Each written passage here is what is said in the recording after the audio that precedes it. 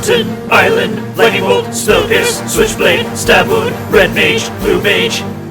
Hello everyone, and welcome to a special recording of Red Mage, Blue Mage. We are joined today by the one, the only, the Seth. That's me. You've been on the show quite a bit. We've done a lot of actual plays, combat phases, playing Cube and Commander, Mini Masters. We've done Sealed recently. And we have done Filthy Casual Review. Yes. Which we're coming up pretty soon on another one. If you haven't listened to those episodes, that's where me and Seth grade all of the cards in the new set as far as how they'll perform in Limited. And then we run them up against the Limited Resources boys, Marshall and LSV, and see who got closer to the mark. But you haven't been on just a regular ass Red Mage, Blue Mage episode, I don't think. No, first time guest hosting on this one. Thanks for stepping in. Hey, you're welcome. I've been watching Pulp Fiction here past couple days, so I feel like I'm Mr. Wolf. I fix things. If I'm curt with you, it's because time is a factor. I think fast, I talk fast, and I need you guys to act fast if you want to get out of this. So, pretty please, with sugar on top, clean the fucking car. All right, well, we've got things to talk about today. There's lots of Magic news in lots of different directions. So, let's get into... Welcome to the future. The future of magic.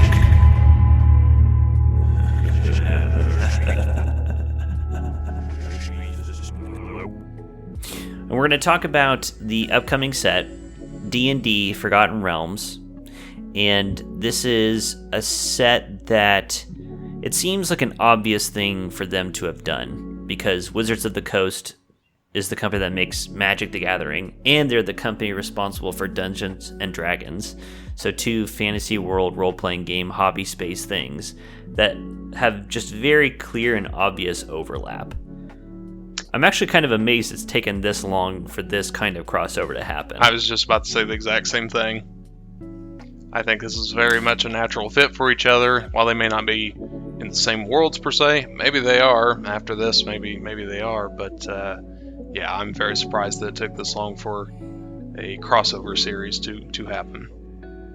Yeah, I mean, both games play around with the idea of traveling between worlds. You know, in Magic, obviously, you have planeswalking. You have a multiverse, and you have these special beings called planeswalkers that can walk between worlds and visit different planes of existence. And then D&D has tons of different settings that you can engage in, and they even have had things like... here you go. So it's called Planescape. The reason I was having trouble is because both games play with these ideas of traveling between planes. They have different names for the different planes of existence. And so Planescape was the idea that there's kind of a world between the worlds that you pass through, and they have ships that can travel through them. Wizards in D&D and in Magic, they're both playing with that idea. And you also have Spelljammer, which is taking place, again, in the space between spaces. So both of them are playing with these ideas. There's absolutely no reason why they can't both be playing in the same sandbox. They're both like high fantasy with lots of different things. The only thing that would normally stop you from doing this is the fact that you don't own the IP, but they own all of this IP. Right. There's nothing stopping them. Yeah, exactly. So they can play around with this. I mean, that's the beauty of, let's just go over to Marvel. They have all these comic characters that they can work with, and Avengers is as great as it is, and everybody loves it. And it's time for Hasbro essentially to cash in on this. We could be seeing the Monopoly guy coming into. Oh God! Don't say that. But that's the terrifying aspect of this, and I have my problems with like Universes Beyond. Sure. Overall, we had an episode about it where ultimately I think my stance on Universes Beyond is it's fine. It's just not for me. Oh, sure. But this is like the good version of that, where I mean, why not play around in D&D worlds in Magic the Gathering? Like, it just is. Ultimately, it just feels like another setting that you can play around in. There's nothing There's nothing about D&D that makes like, oh, don't get your D&D in my Magic. Right. I totally agree with that. And this is fun. This is playful. This is going in kind of parallel versus kind of the more controversial one. Whenever they did what felt truly like a cash grab, whenever they did The Walking Dead, that one didn't really have much place. I just truly felt forced, and it's like we can clearly see what's going on here. Versus when you're going for like, get ready for more of that. I know, and that's how it's going to go. It made money, so they're going to keep doing it. I get it. But this one here, I'm not upset about in the slightest. I think this is fun. I think this is a great way to cross over into the different worlds, and I think this will be a lot of fun. Looking at the cards that we have so far, I think your average Magic player who has never played D&D, this will just feel like a Magic set. It's just going to feel like a classic fantasy Magic set with some interesting wrinkles to it. Sure. But, I mean, nothing will stay. Like, I'm looking at Nadar, Selfless Paladin, a legendary creature, a Dragon Knight, who gives you advantages if you've completed a dungeon.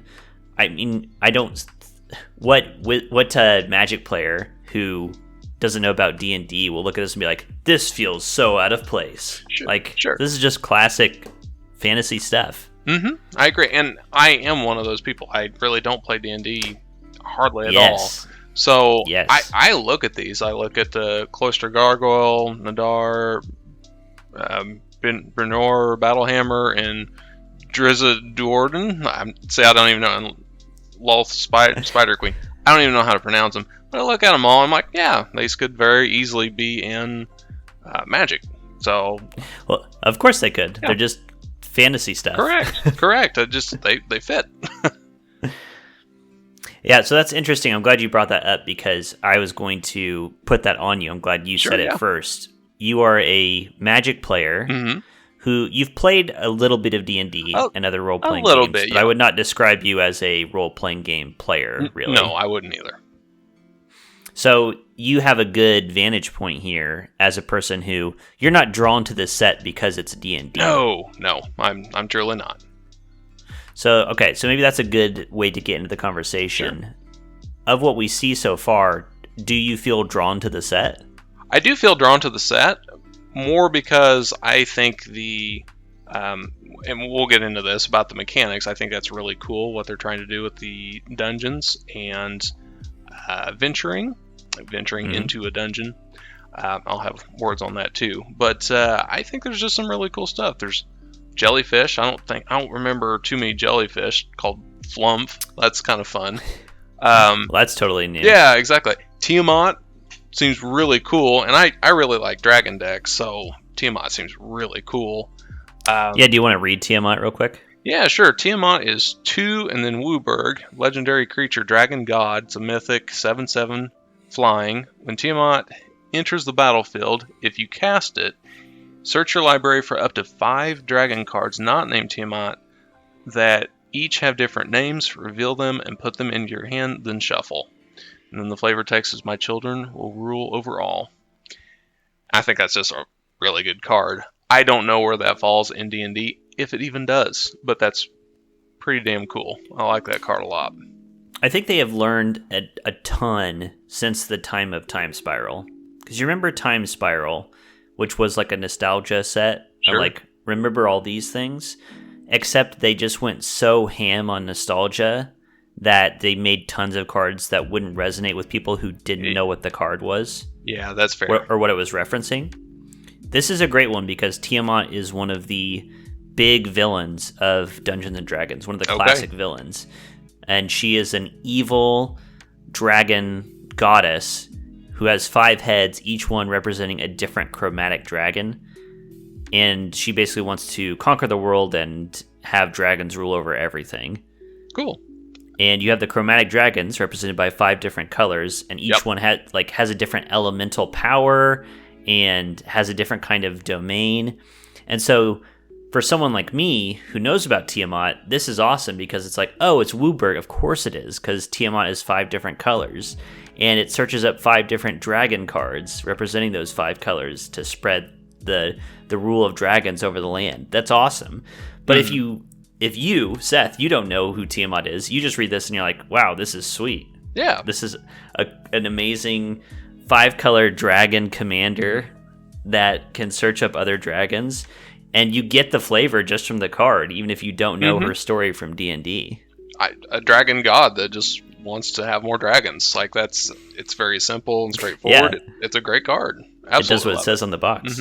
And, you know, like, whenever I see this, and this is me going way back with it, and I understand that there are so many dragons out there, but Tiamat grabbing all of the Kamigawa dragons. Oh, all yeah. 5 Hell colors. yeah.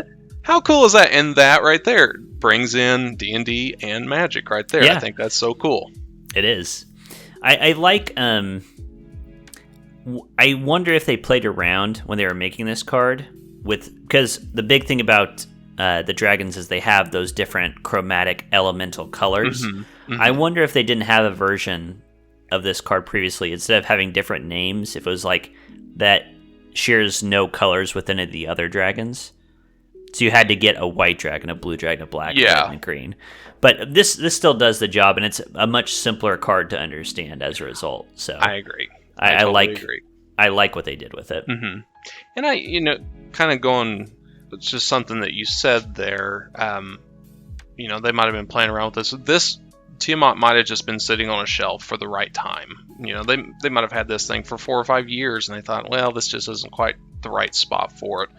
Maybe, I don't know. I don't know if they actually do that or not. But well, I know for a fact that they do. They have designs that just sit around waiting for the right time. The right time. Well, I think this could have been one of those cards where they said, okay, let's bring this one out for D&D. This, you know, they maybe didn't know the name of the card that they're going to have, or if maybe they had Tiamat and like what the idea was going to be. They just realized that, you know, D&D wasn't right for the time or what have you. So it's pretty cool. I'm really glad that they came out with a card like this, and it's able to intertwine both of the IPs for Wizards.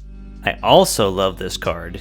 Comparing it with today, I was thinking about Zendikar Rising because Josh was texting me and he was saying Zendikar set booster boxes are incredibly cheap right now. Oh, okay. And I was saying to him, and he was kind of like, I don't know why that is. And I was like, I think it's because it's not like there's a ton of chase rares from that set, except for Omnath. Oh, yeah. Omnath was the 4-color Omnath we have now. Yes. So similar to this card, multicolor card, but Omnath was ridiculous because it gave you so much value when you played it. Where it gave you a bunch of life, and it gave you a card back, and it gave you all this tempo, right? And Tiamat, you look at as another like highly color-intensive card. It's a little more expensive, and it demands that you do some work by building around it. You have to make a dragon deck for it. I like this card. Feels powerful and it feels sweet, but it doesn't feel like I'm going to be cursing the name of this card in a couple of months. You know? Right. I actually see this more as a commander. Oh yeah. In Commander than I do any of the other formats, but I don't think it is one of those where it's so atrocious. It's like, oh my god, I'm Definitely so tired of seeing this card. Yeah, I think it's a 7-mana spell. I mean, that's a big difference. Yeah. Now you were talking about the mechanics and your interest in them. Do you want to jump into that? Sure. Yeah, we'll talk about that. So the main thing that we've seen so far. So at the time of recording, this is June 25th. We're going to get more information here next week. But what we have seen so far is that the featured mechanic is dungeons and venturing into the dungeons. So we'll speak a little bit more on these here. So dungeons are a brand new card type. For this set here, we're going to be introduced to 3 dungeons. And the 3 dungeons are, I'm just going to read the names of them. We'll talk about them here a little bit more in depth here with these. But the Lost Mine of Phandelver, the Tomb of Annihilation, and Dungeon of the Mad Mage. And from what I've read, Dungeon of the Mad Mage is a featured D&D plotline, as I understand it. So again, not as a D&D, as I'm not a D&D player, I don't really know all these here, but these are 3 dungeons that are available at any given time. So these dungeons don't actually go into your deck, whether that's the main or the sideboard.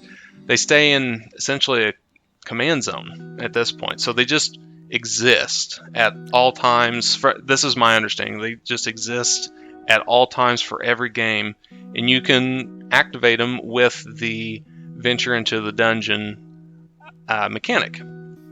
Some of these cards will care about completing dungeons, and the way you actually do that is that you actually have to have a venture mechanic, whether in a card. So we've seen permanents so far with the venture into the dungeon mechanic. They did mention that there are maybe some activated abilities, some spells that actually, like instants and sorceries, that will allow us to venture as well. Right. But with these dungeons, they have different levels, essentially. So let's just take Lost Mine of Phandelver as an instance here. This has 4 different levels that you can go to. And you'll start at the top. So in this one here, it's cave entrance. And what you get to do, so as you venture into it, you either get to start your dungeon exploration. Dungeon delve, yeah. Actually delve into it, or you go to the next level.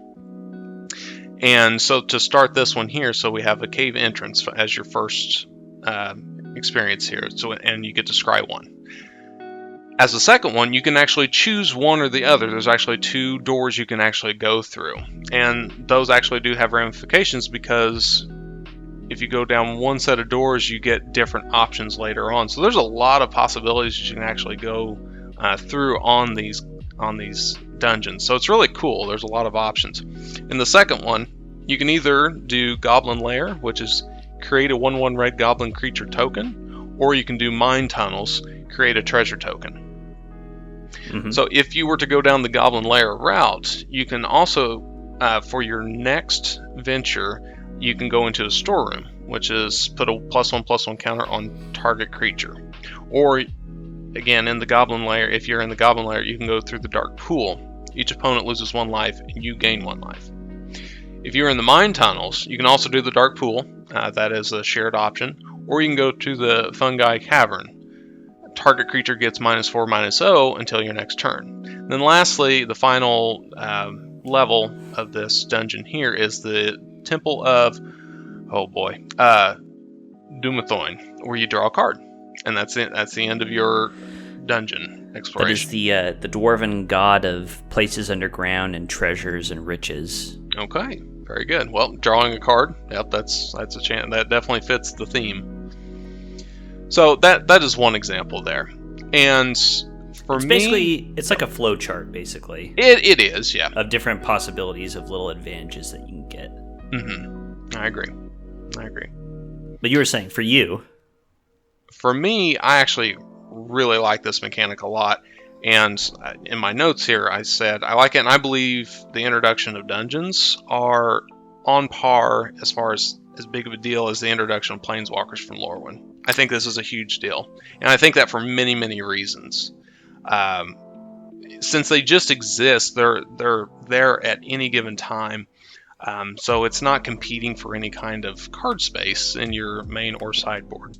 Right. So there's now no downside from a business perspective to simply creating more of these Wizards I'm talking about, and having more options for players to use. I think this really opens up a lot of things for them. Real quick question for you. Mm-hmm. This is something I am confused about. There are only 3 that are being released with this set.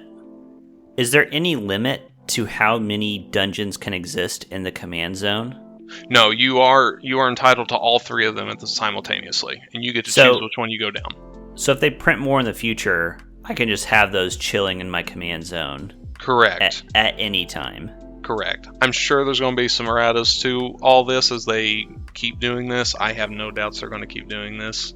But they might say you can pick 5 of them or something. I'm not sure. It's interesting that they didn't, that's not attached to it from the beginning. I think this is so new, and this opens up so much stuff. I think that they're trying to figure out where this falls in the world of Magic. That's my personal opinion. Yeah. Now, interestingly, just sort of from what you're saying, you are seeing this as like, wow, so many possibilities. Correct. They could do this in all kinds of future sets. Mm-hmm. The fact that they don't have a rule attached to it yet, to me, suggests that they have no plans of doing this anytime in the near future again. And that for like years probably, we will have just 3 dungeons. And then maybe, we'll get to the next Modern Horizons 3, and they'll give us a new dungeon or something. My only objection to that is I think they learned their lessons from the companion fiasco that they had a couple years ago. Right. I think that they really put a lot of rules around that, and they were very excited about that. It was something very new and fresh, and I think they over committed, and they had a lot of rules, and then everybody got pissed off, and then they changed the rules, and then that pissed a whole other group of people off too. So I think they're taking a whole different approach to saying, okay, let's throw it out there, let's see what the world looks like, and then let's add rules to it, instead of saying, here's this real nice shiny thing that, and then literally everybody has to play this one thing based on the rules that they created for it. And maybe it's because they just didn't I don't know, didn't test properly, didn't understand how the world was going to use it. But then they said, with this one here, I think they're just taking the opposite approach to say, okay, let's just see what happens and see how everybody uses that, and then let's make rules on that. You may be totally right, because the way they formatted the rules on this, the cards just say venture into a dungeon. Yes. And it's like food tokens, where it doesn't tell you what food tokens do. And what that allows them to do is, in the digital version of the game, it's easy. You can change text. But Correct. even in the print version now, it just says venture into a dungeon. And there's so much unwritten text on that card of like, what is a dungeon? Where does it exist? How many can you have? When can you do it? Right. And that they can alter at will, and it will affect all these cards, and you don't have to worry about, like with companions, the problem there is what the card says when you have the paper version doesn't match the rules anymore. Right. And that makes it confusing, and a lot of people just don't want to play and then at that point, and that's not what they're trying to do. Right. Yeah. I even think they went too far into saying venture into the dungeon. I think adding that into the dungeon was too much. I think if they just said venture, because right now we have a dungeon, we have a lair, and we have a lost mine and a tomb. So, and I understand those are dungeons, but I think there's an errata that would be within the next year or two to say it's just venture. And I was actually looking on the Magic TCG subreddit. Everybody calls it venture. They don't say venture into the dungeon. I mean, it just takes too long. And I was kind of surprised to actually see that they called the mechanic venture into the dungeon. That's just a lot of wording whenever they have a lot of very wordy cards anymore. So I figured their mechanics would be a little bit more streamlined than that. So I guess they saw that as just too flavorful for the D&D set. Like, I figured venture that in, probably like, will happen. Like kick the door down in the dungeon, venture into the dungeon, like delve into the dungeon. There are all these different, quick sayings that for D&D nerds, that's like, oh my god. There's just a magic card that says venture into the dungeon. That's awesome. Yeah. And you would lose some of that if you just said venture. Sure. But I get what you're saying too, where it's like it's more particular to this style of setting, and it's not going to translate as well. Yeah, exactly. And they're not going to want to just do dungeons all the time. If we were to go back to really any of the kind of bigger, more futuristic looking planes, actually can't think of it right now, but it's got like the Aetherflux Reservoir. Kaladesh, thank you. So I think whenever they want to go back to like Kaladesh or something similar, they're not really going to want to do Kaladesh dungeons. They're going to want to do something else, I would assume. But that's for the future, at least. This is a very role-playing game thing, where it's like I talk all the time about how this is outside of Magic. I like writing death trap dungeons in role-playing games. Mm-hmm. And the term dungeon itself has come to be kind of a catch-all term for any kind of exploration into some sort of like mystical or dangerous location. That's so fair. a dungeon could be a literal the dungeon of the Mad Mage, or it could be where someone is conducting a ritual, or it could be a secret laboratory, or it could be Strahd's castle. Like dungeon has kind of become like the way I as a kid would have said Nintendo to mean any video game system. Okay, that's fair.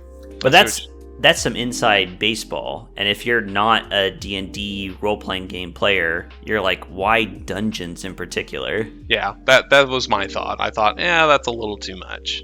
It's a little narrowing. Yeah, a little narrowing. Okay.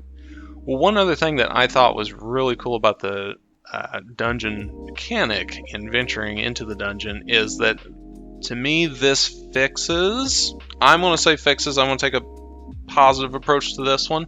It could create a lot of big problems in the color pie. Okay.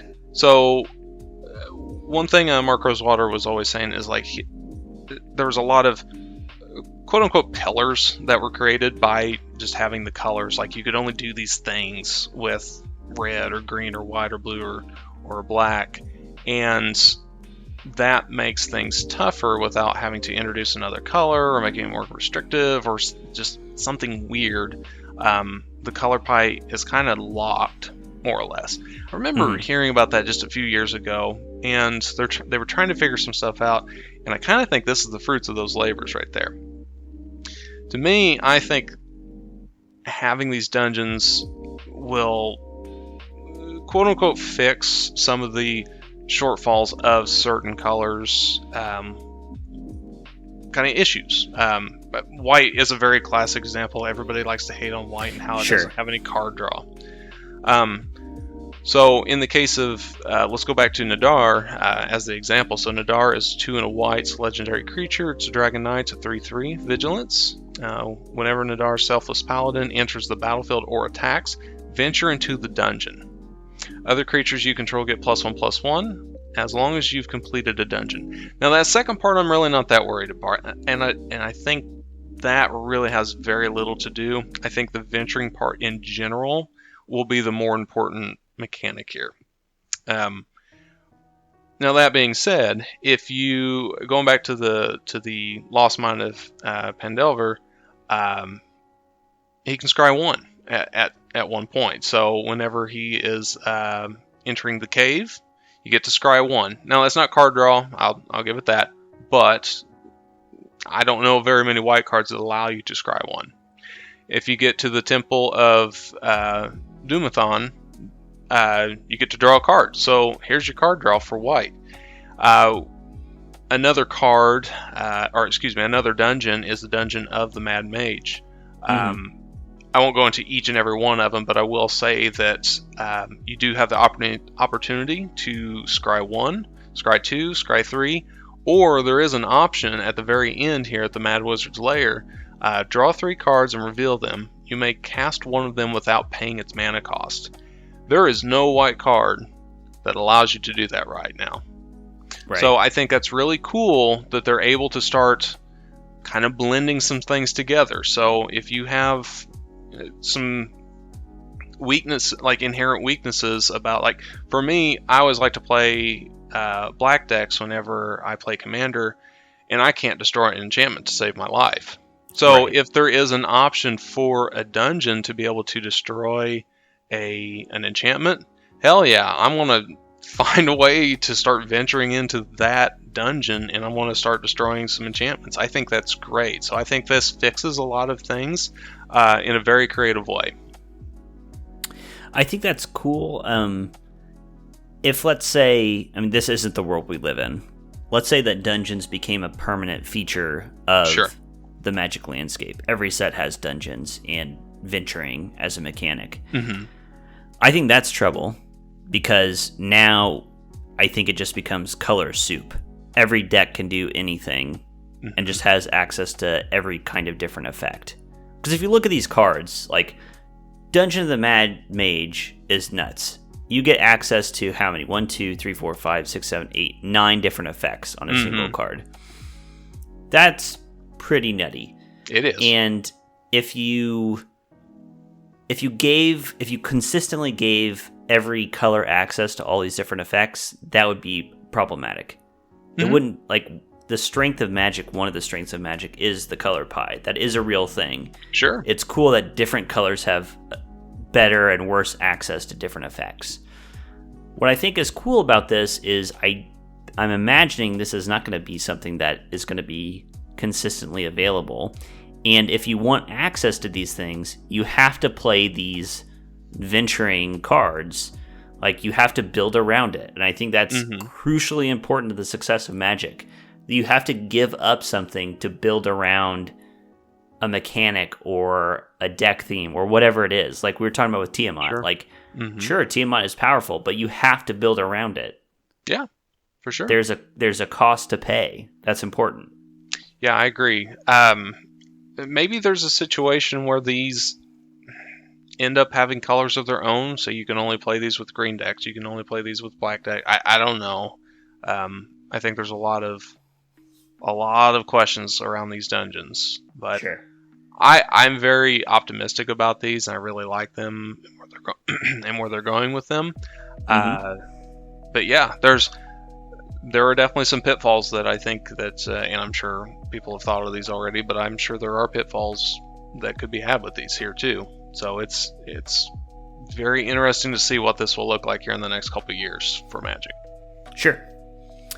Let me very quickly, before we move on to our next topic, I spoke with Amber, who is not feeling well today, about her thoughts on the dungeon mechanic. And her two big thoughts are, one, she thinks the dungeon cards are ugly.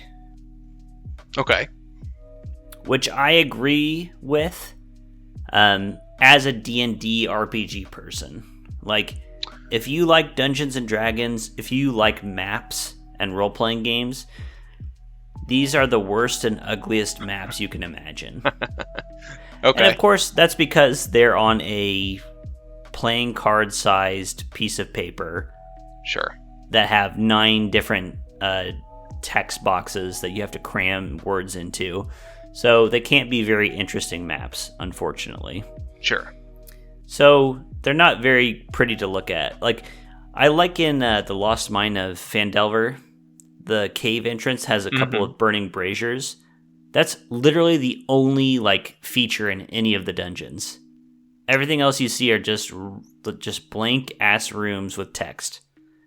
It looks like they try to do little stuff, but have you ever seen those, like, I think IKEA does it. Like, you can, like, imagine a room and, like, try and, like, fit the space, and, like, you put in a chair or you put in a coffee table. That's kind of what these look like. Yeah, it's like in the Tomb of Annihilation. I'm looking at the last step, the Cradle of the Death God. And I'm seeing, like, some kind of spirally, very faded out, fiery thing. Yeah. No, I can't tell what that is either. It's really not very clear. The point of these cards is they're trying to give you the feel of exploring a dungeon. Sure. And it's kind of a drawback that the cards themselves that represent that exploration are not very interesting. That's fair, yeah. To look at physically. And then the other thought associated with that Amber had was, have you played Plane Chase at all? Yeah, I've played Plane Chase a little bit. So this is a variant that you can add on any kind of Magic that you play. It's a casual format. They have these double-sized cards, these extra-large-sized cards that represent the plane that you are on at the moment. And the idea is you are having a battle with another planeswalker, and both of you are like planeswalking and jumping to different worlds, and each different world has an effect. So there's big landscape cards that show you a beautiful vista of the world that you're in and the effect that it has. And there's a great variant of Plane Chase where I can't remember what it's called, but basically you put down a plane, and when you planeswalk, you put the next plane up and you build a map basically as you go. Okay. Of the different planes you're going to. And you can make your way back, you can navigate around the planes. And Amber was just saying, like, wouldn't that have been cool? as far as a way to explore a dungeon. Sure. Where you place tiles and you see what is revealed to you. And maybe they tried that at some point and it just was completely infeasible. But it definitely is a cool idea. And I do agree with her. Like, visually, looking at these 3 cards, we have 3 magic cards here, these dungeons. There's no art. It's all text. It all looks visually the same. And that's quite fair. Yeah, it's just a wall of text. It is. And I guess, maybe that is kind of like D&D-esque, because there are a lot of text boxes in D&D. Sure. It's true. I mean, there's always, game pieces that you can use, and you can add up flavor. Yeah, I guess there is only so much you can do in a simple card like this, and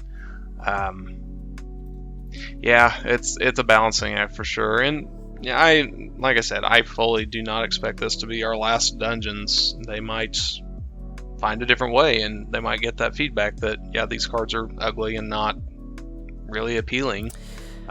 So they'll take that to heart and figure out a different way. So, but I agree, it is just a wall of text. It's kind of boring. I'm not. And they have huge opportunities for secret layers where you could release a whole secret layer that is the Tomb of Annihilation, and each different card it represents and has beautiful art of these different rooms, these iconic rooms in this dungeon, and it has the rule text, and that would be super cool. And you know what? There's another thing that they could do in addition to Secret Lair, or instead of, whichever. But do you remember in Modern Horizons that they had these full art cards that they had as well? So similar to that, you could have those various rooms, and then on the flip side of that, it could be like a flashcard almost. You could see what the actual thing is. That would be pretty sweet too. As like reminder text, basically. Yeah, exactly. Yeah. A lot of possibilities there. A lot of possibilities. Okay. But let us now venture into our next topic. Nice. Dateline, Dominaria, 4823. This is your multiverse breaking news. We are talking about the breaking news of a recent announcement. Let me just give the basic outline of the announcement, and then we can start diving into the particulars. On June 17th, there was an announcement on Magic's esports website, magic.gg. It's called 2020 to 21 Post-Season Event Updates. We'll talk about this article later, but basically it announces in a very sly way that they have reduced the initially promised $1 million prize pool for the MPL down to $250,000. So they cut it by 75%, $750,000 reduced prize pool for the premier Magic Pro scene for esports, Magic Esports. That does not seem good. That is the basis of the news that we're going to be talking about. Now, I guess before we get into things, I want to lay a little bit of groundwork here. Amber and I did have an episode recently, because the connected news to this is several weeks ago, Magic announced they are doing away with the Magic Pro League, which was announced in 2019 and has been... They did away with the Pro Tour and all of that, what Magic was for 15 years or whatever. Mm-hmm. And they said, we're jumping into esports. We're going in with just fully into, we want to make this a thing. We're dumping money into it. We're dumping resources.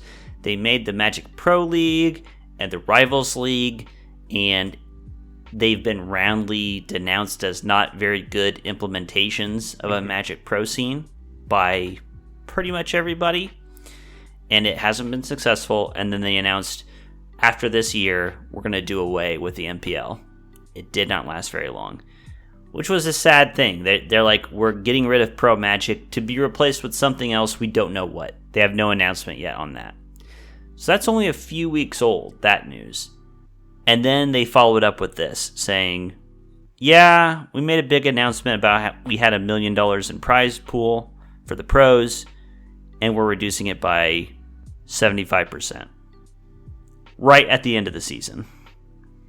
So that's some groundwork. Let me ask you, what do you think about Pro Magic? What's your relationship with Pro Magic, Seth? Honestly, for me, I really don't follow pros all that much. I really enjoy listening to LSV and him talking about cards and his professional experience with that. But as far as actually following pro play, honestly, I don't care. That's never been my thing. But that's just, I'm one data point. Yeah. But you follow pro players. Yeah. I know you like Reed Duke. Yep. Reed Duke and LSV are probably my two favorites. Reed and I have very similar play styles, and he has a lot more time to be investing, into cards and playing decks and understanding them. He likes Jund. I love Jund. So he and I are resonating the same frequency there when it comes to play styles. And then LSV is just a lot of fun. Sometimes I groan whenever I see that he's drafting Storm in Cube or anything like Sure. that. But I think the stark difference for me was actually kind of fun to see. It's like, wow, I would never play this. I want to see how it's done from somebody who's professional and knows what they're doing with. And then he pulls it off, and you're like, what the fuck? Yeah, exactly. I'm like, I don't know how you did this, but it's really cool. So, but as far as actually following the pro league per se, that I really don't follow. I'm not someone who tries to keep up with the meta. I actually prefer nowadays to get a really cheap deck and beat those $700-800 Yeah, totally. $1,000 decks with my little $50 green stompy deck. So I actually prefer that nowadays to anything. So well, go ahead. If I can jump off of that. Sure. I know you said you're one data point, and that's 100% right. But I wonder how representative you are, or I am for that matter, because even though I follow a lot of the pro players, I don't and have not watched a ton of Pro Magic. Every once in a while, I'll see it at some event being promoted, and some player I like is on there, and I'll tune in for a while and watch some Pro Magic. But I have not watched a lot of Pro Magic. And I wonder if these decisions to gut the MPL and then gut the prize pool at the very end here is not Wizard saying, you know what? Most people, what we would want to get out of esports Pro Magic play is our player base getting invested and excited about Magic. Mm-hmm. But you know what? They're already doing that by watching people stream Magic exactly on Twitch. Right. Yeah. Now, I imagine that's the decision they're making is guess what? We don't have to host tournaments and pay people to be casters and pay for coverage and locations and flights and all of this stuff and prize pools. We get exactly the same benefit by just having the best players be like, I love this game and I want to stream and make money that way. Mm-hmm. And from a business perspective, I can't fault them for that. I mean, it's so much more efficient for them to make money just to, give random big streamers early access to cards, or give them, for D&D here, just give them some preview cards, and they'll be happy as a lark. And it generates more views for whomever is streaming, and all Wizards had to do was just give a card that they were going to give out anyways. So it's way more efficient for them to do that. Now, what I will say is really shitty of them to cut that prize pool so late in the game. Absolutely. That is wrong on many, many different levels. That aside, I see why. They're just letting this die on the vine. On the vine. I get it.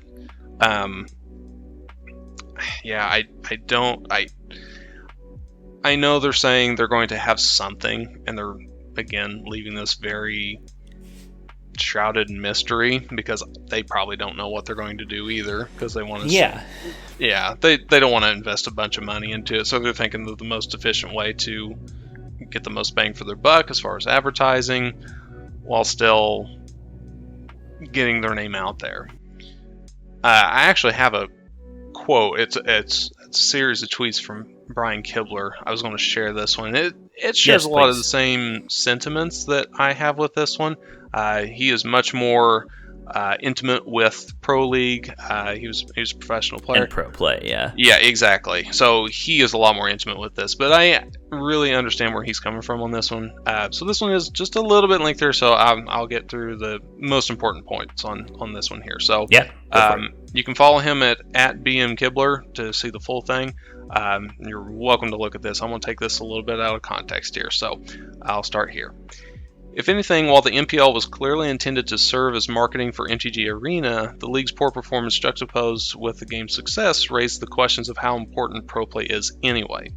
Supporting playing Magic professionally as a career made a lot of sense when the game needed aspirational figures to encourage others to invest time and money into the game, but not only is Magic so ingrained as a lifestyle product now, with celebrity fans like Post Malone or Mr. Beast or Hunter Pence, but MTG Arena and the streaming and content creation boom it has facilitated has made more avenues for Magic stardom.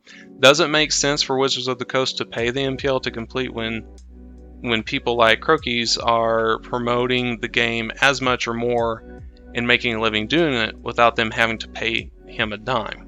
Streamers and content creators help obsolete the previous model of pros as necessary.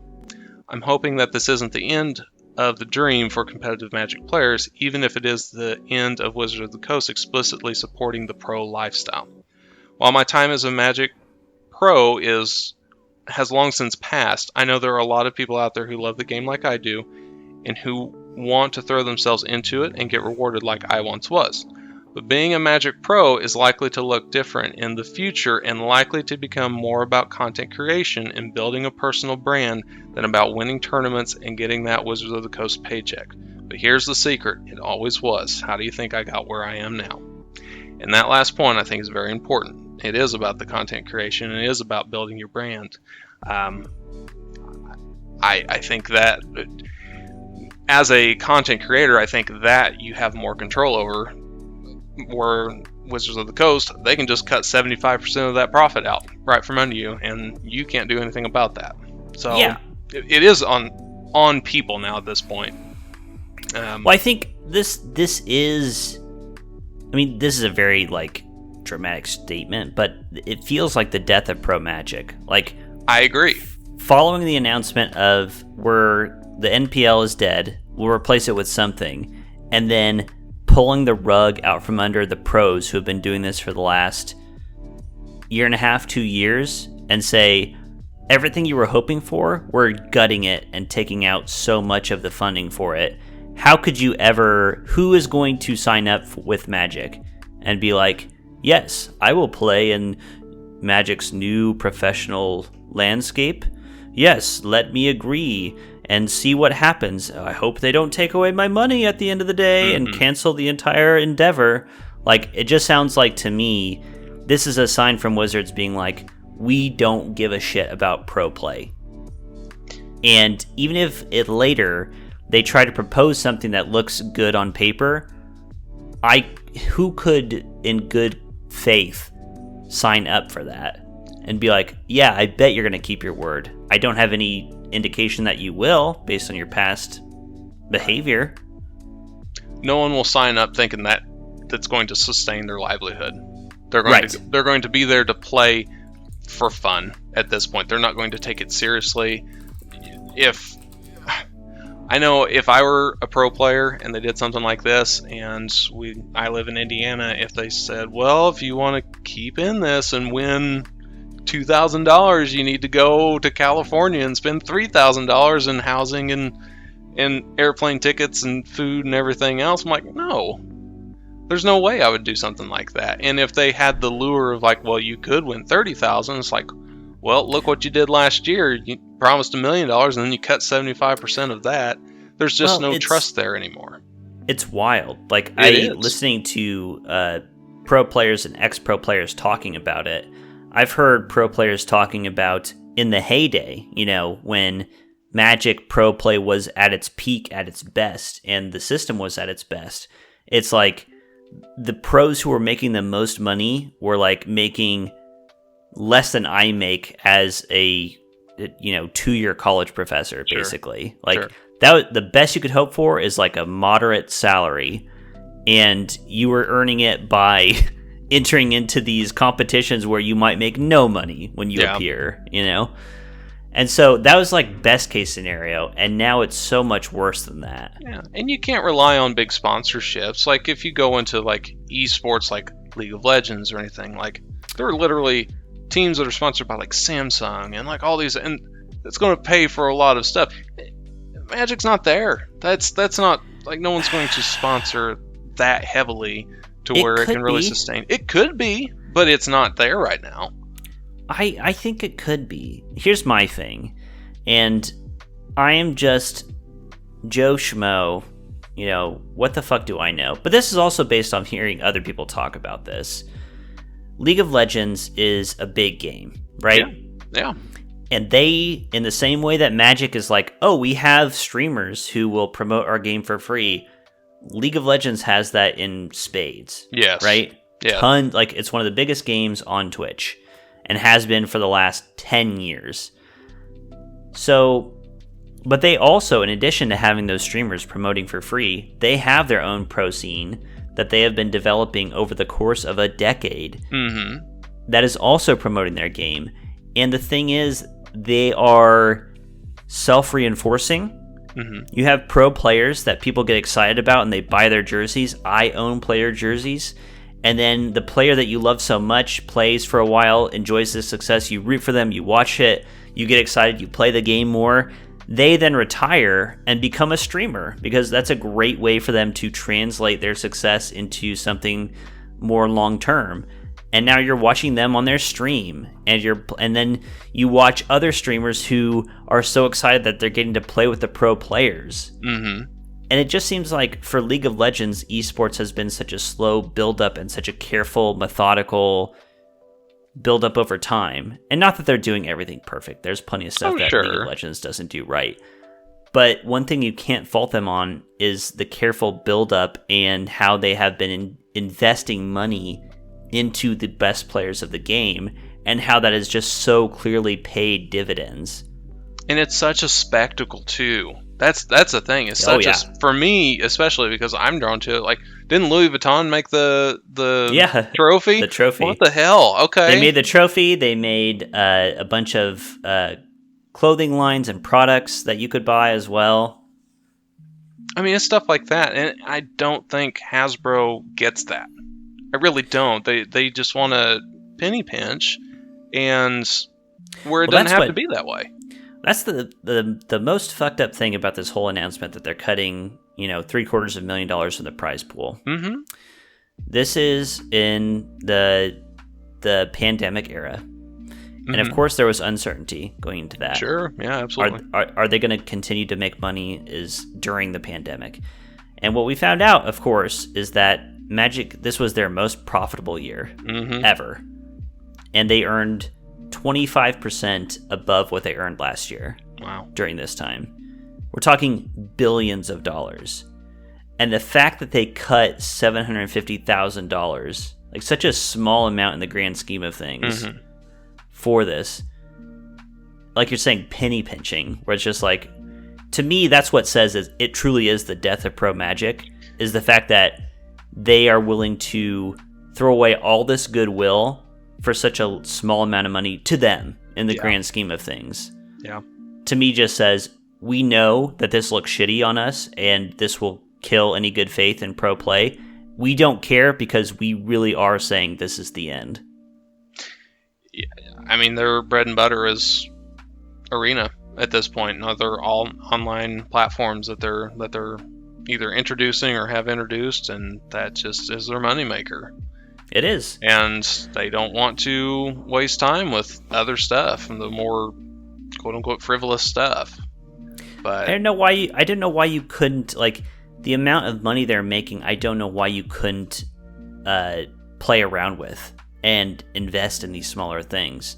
It's like, from their perspective, pro play is not very expensive for them to produce. Not at all. It's dropping the bucket. And the potential of its growth is huge. I saw some tweet, and maybe you share this with me, I don't remember. Someone was saying Secret Lair is massive right now. It would be so easy for them to make Secret Lairs of pro players, like alternate arts with pro players in the artwork, and just use those proceeds to pay for the pro scene. Absolutely. That would be like, I think the prof had, this is Tolarian Community College, had a video guesstimating how much money they make on average with the Secret Lair. It's something right now like $3 million. Okay. When they print a Secret Lair. Each one? Yes, each one. Okay. And God, how many did they release last year? So many. Yeah. And here they are cutting less than $1 million from the pros. From their perspective, it's so little, but from the position of the pros who have dumped their time and effort and love for the game into this, it's just so rude. It's a big middle finger to them. Really it's like we don't care. We will save this money and we don't give a shit about you. Yeah, I really think they're doing that wrong. I really do. We'll see what happens next. I mean, I don't know what they could announce to replace the MPL that anyone would care about. Even if they came back and they said, we're just bringing back the Pro Tour, I think the pros would be like, no. Why? You've shown me you're willing to break your word. Why would I sign up with you? Exactly. They are losing trust with their own community. And that's a dangerous thing. Yeah. My hunch is that the next thing they're going to announce is going to be a much more casual, competitive scene in Magic. It will not be like pro play. It will not be what we've seen before.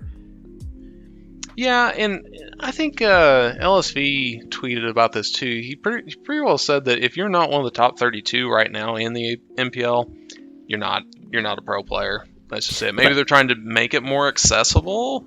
I don't know, and it kind of sounds like that's maybe what you're getting at too. But they're definitely not going to do that. Like, more accessible in terms of what? Like, if it's more accessible, it's more... Because what people want, I think what Magic players want, you want that aspirational thing where if I am good enough, I could be a pro Magic player, and I could be making good money, playing Magic, going to tournaments, having a good time, like... enjoying that lifestyle of playing Magic as a career. Right. That barely existed in the Pro Tour era. They did away with it and butchered it in the MPL. Yep. And now they're saying we're gutting the prize pool and we're replacing it with something else. It's not going to trend more towards we're helping out pro players. It's going to go the other way. You won't... I think they're going to do away with the idea that you can make a living as a pro player. Which, you know what? Maybe that's good, because they're not going to be lying to people anymore. No, that's fair. Just chasing that dream that just never happens, and then maybe encouraging more streaming or better... I don't know. Better incentives. If they dump their money into just promoting Magic streamers... at this point, that'd be a better use of everybody's time and money and resources. Yeah. Because they've just dropped the ball so hard with pro play at this point. I agree. It's unfunctional, and they've really cut the head off that snake, and it's just done. It's just done, and then they've alienated their most vocal community base, which is going to propagate throughout the rest of the community. So, Wizards are in a bad situation right now. Yeah, I mean, it's simultaneously, it's sad what's happening, and it's also a testament to how pro play actually is important to the game. It is. Because people like you and I, even though I don't watch a lot of pro Magic, the reason I know LSV and watch all his content and follow him is because of his success as a professional player. Yes. Yeah. There's a lot of credibility behind that. Now, and at a real fundamental level, the meta dictates the prices of the card market, and then whenever I see a card that I've been looking at jump from 50 cents to $15, now I know why. Right. It's because that meta's been set up by the professionals, and everybody wants to play those cards because now it's in demand. Right. So it's a brave new world. It is a brave new world.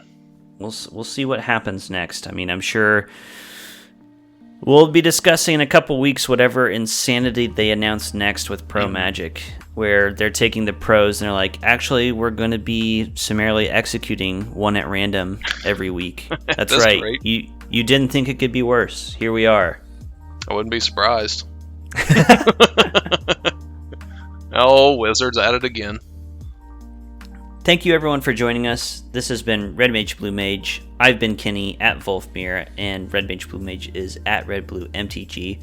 Seth, thank you so much for stepping in and guessing. Pleasure. This was a great conversation. I agree. And where can people find you? People can find me on any social media at CarterSA87. Until next time, we'll see you later. Bye-bye. Bye.